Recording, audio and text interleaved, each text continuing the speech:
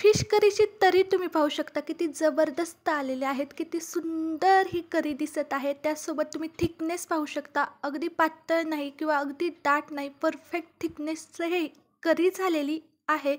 नमस्कार, मी तेजस्वी स्वागत करते authentic and trendy recipe with Teju ह्या आपल्या रेसिपीच्या जगात. आज आपण पाहणार आहोत कमीत कमी वेळात अप्रतिम चवीची फिश करी कशी बनवायची ते. चला तर मग रेसिपीला सुरुवात करूयात. मी इथे रहू मासा घेतलेला आहेत. मासे स्वच्छ धुवून घेतलेले आहेत. त्यानंतर आपण मासे मॅग्नेट करूयात. त्यासाठी मी इथं 2 मोठे चमचे कोकमचं आगळे ते घालून घेतलेलं आहे. नसेल नाही घातलं तरी देखील चालेल. त्यानंतर अर्धा चमचा मीठ मी इथे माशांवरती घालून घेणार आहे आणि अर्धा चमचा हळद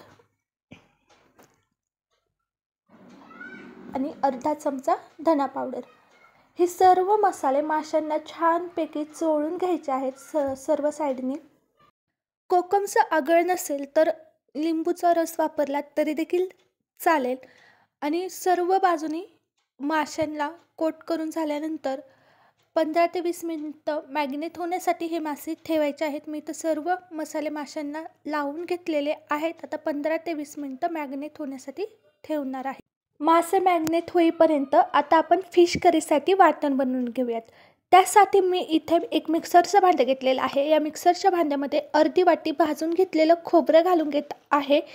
त्यानंतर 4 मध्यम आकाराचे कांदे चिरून भाजून घेतलेत, ते मिक्सरच्या भांड्यामध्ये घातलेत. 2 मीडियम साईजचे टोमॅटो चिरून भाजून घेतलेत, ते घातले. हे जिन्नस तुम्ही न भाजता वापरलेत तरी देखील चालेल, पण चव खूप छान लागते म्हणून भाजून वापरलेत.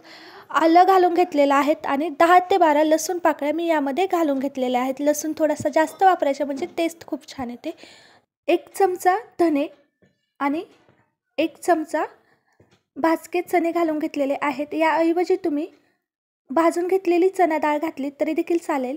आणि 2 बेडगी मिरची अर्धा तास भिजवून घेतली होती, ते यामध्ये घालून घेतलेत. आणि त्यानंतर अर्धी वाटी कोथिंबीर.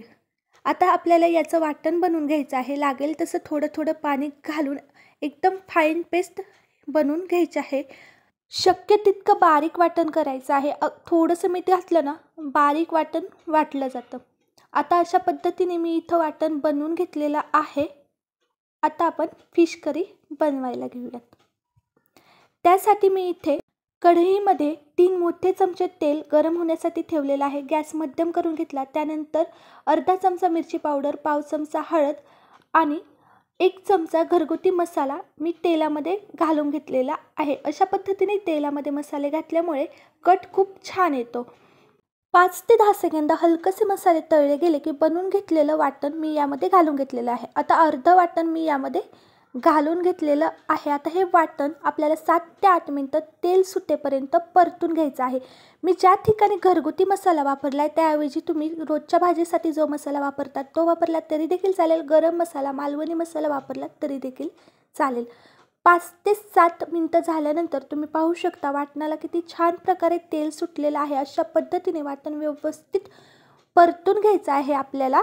आता त्यानंतर 2 ग्लास गरम पाणी मी या वाटणामध्ये घालून घेत आहे. ग्रेव्ही बनवण्यासाठी गरम पाणीच वापरायचं करीसाठी, म्हणजे कसं ग्रेव्ही खूप छान बनते.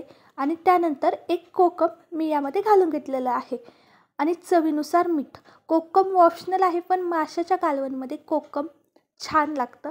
आता आपल्याला या करीला ना उकळी येऊन द्यायची आहे. त्यानंतरच आपण मासे यामध्ये सोडणार आहोत.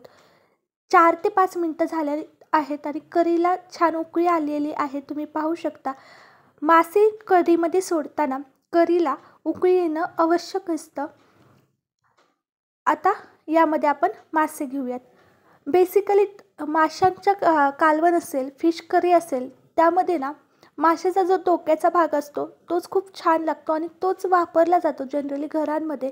मी घेतलेल्या माशांमधले 4 ते 5च पीस करीमध्ये घालून घेतलेले आहेत. आता या करीला आपल्याला छान उकळी येऊन द्यायची आहे 5 ते 6 मिनटं. झाकण ठेवायचं नाही. मध्यम गॅसवरती आपल्याला 5 ते 6 मिनटं छान उकळी काढून घ्यायची आहे. 4 ते 5 मिनटं झालेत आणि तुम्ही पाहू शकता किती छान असं आपली करी बनवून झालेली आहे. तेवढ्या वेळात फिश देखील छान शिजले जातात आणि तुम्ही तरी पाहू शकता किती जबरदस्त आलेली आहे. आता यावरती मी बारीक चिरलेली कोथिंबीर घालून घेणार आहे. किती सुंदर दिसती करी तुम्ही पाहू शकता. थिकनेस पाहू शकता, टेक्स्चर पाहू शकता करीचं. अगदी दाट नाही आहे, अगदी पातळ देखील नाही. अशा पद्धतीची करी टेस्टला देखील खूप छान लागते. गॅस बंद केलेला आहे. आता आपण फिश करी सर्व करूयात.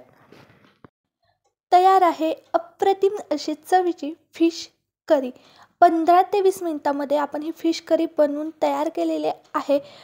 आणि त्यासोबत मी बनवलेले आहेत फिश फ्राय. ही कॉम्बिनेशन ना जबरदस्त लागतं.